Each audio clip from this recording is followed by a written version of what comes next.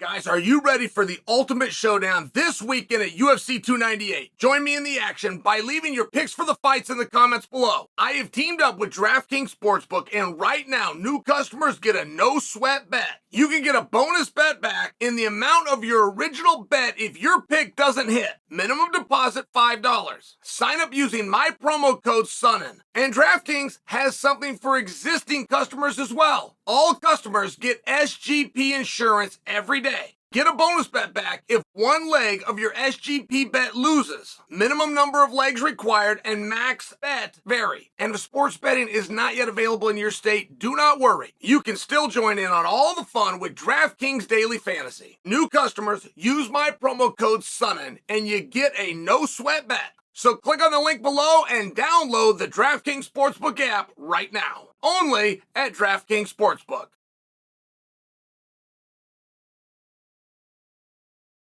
So I get a phone call. It's my manager. He says, "Hey, Chael, just heard from the United States Anti-Doping Agency, and they found this, this, and this in your system." My manager then goes quiet. I'm also remaining quiet because I'm thinking, are you done? Turned out he was. They just had those three things. But either way, my career was going to be spent a few minutes outside of the principal's office. Now, roughly a month later, I'm at a casino at the Wynn, waiting for my room to be ready, sitting at a slot machine when Front Row Brian contacts me to let me know that the UFC has been sold to WME.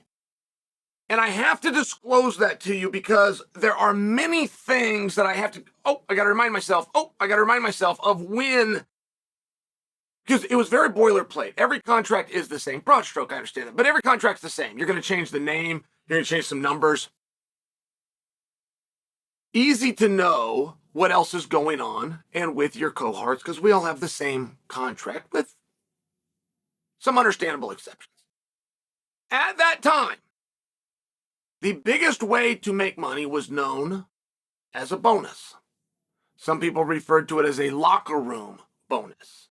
But what that was is when the event was over, you would get a check that had never previously been discussed for an amount that you were not owed. It was the most exciting thing in the world. It truly was.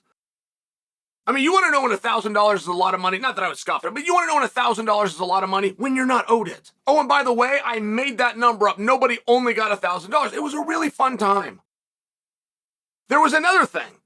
If you wanted to retire after fighting, I'm talking about from life. I don't mean stop fighting, right? There's a big difference. The guy goes, I retired, right? Stop fighting. Oh, I retired.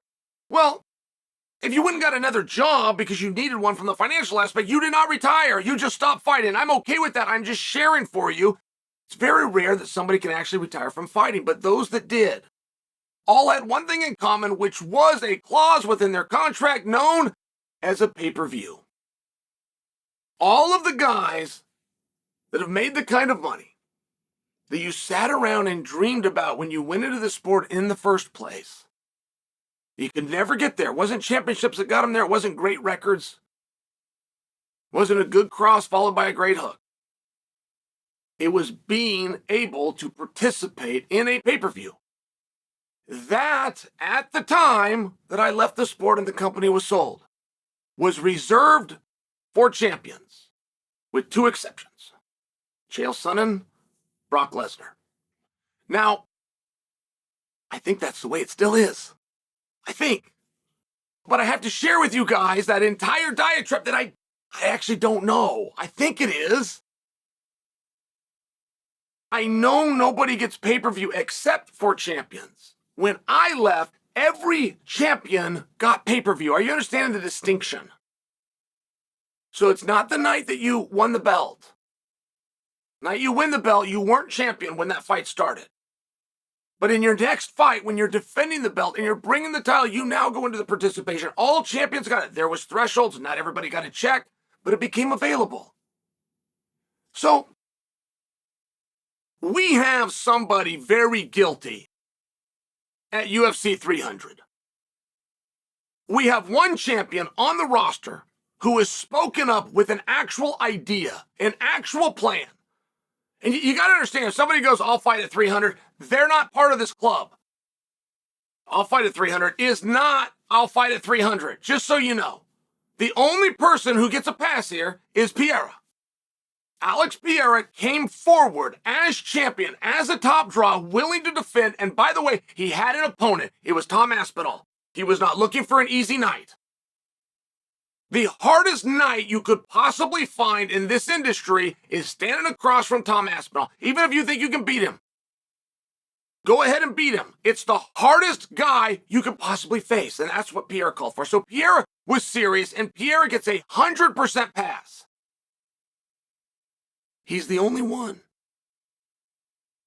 Now, do you think that Pereira versus Aspinall would draw well? I'm asking you a question. And yes, you do. You want to see that. Sure you do.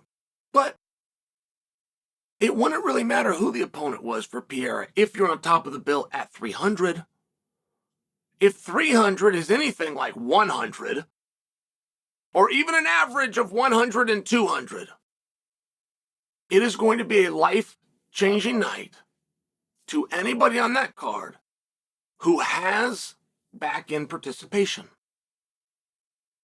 So anybody that has this should be begging, fighting, and clawing for that spot.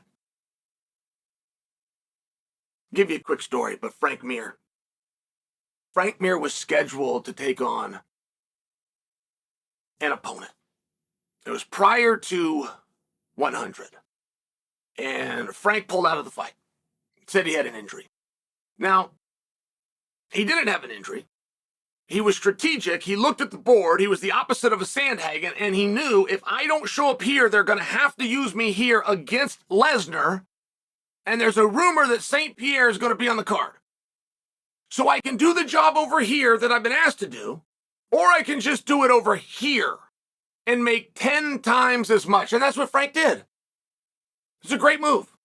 It was a strategic move, but it was done by somebody that understands. Now, I only offer you that example because we're going to, and Frank might hear this guy, I got a detail wrong. I've made my point, though, 100% correct. And now we have UFC 300. We're a champion who's finally an opportunity to get participation, which is such an elastic scale. You're talking about a $2.8 million check versus an $80,000 check, with no exaggeration here. And we have one champion who is serious. We have one champion that tried. We have one champion that vied for it publicly. And I find that to be beyond confusing. Because at the end of the day, guys, the only thing here that's real is the miles and the money. And that might be tough talk, and that might even put your dream and stomp on it just a little bit. But it's important that you know it now, because you're going to find out sooner or later the only thing that's real in this business is the miles and the money. The time that you're going to spend on the road away from, and then fill in the blank. Are those loved ones? Is that a hometown? Is that real life? Whatever it might be based on your situation. You're going to be gone. You're never going to get that time back. Eating cold suppers in a room alone. People think you're out there living the life. You're by yourself. Nobody to even have dinner with. You're never going to get that back. And in exchange for it, you either got a jackpot full of money or you don't. It's a tough business, but it's the one that we're in. You have the chance to fight on top of 300, and you don't take it, and you don't pursue it. We're now finding out behind closed doors, everybody, including our heroes, our champions, are turning it down. They're saying no. One guy who's meaningful, right? This isn't the same. You get a new guy signed, I got to explain to you his name and his weight class, and he says, I'll do it. Yeah, I'm sure. Real. People that are realistic. People that can actually do it. There's one guy. His name is Alex Pereira. And not for nothing, for being that one guy, it should go to him. Now, we don't do things with heart over here. We do them with the opposite of heart. Capitalism and cold hard cash. But there is an expression. If you're not a socialist in your 20s, you have no heart. And if you're not a capitalist by your 30s, then you have no brain. And the only person that we should be parting the waters and moving to make things happen for is the only person who offered to do the job in the first place. Alex Pereira.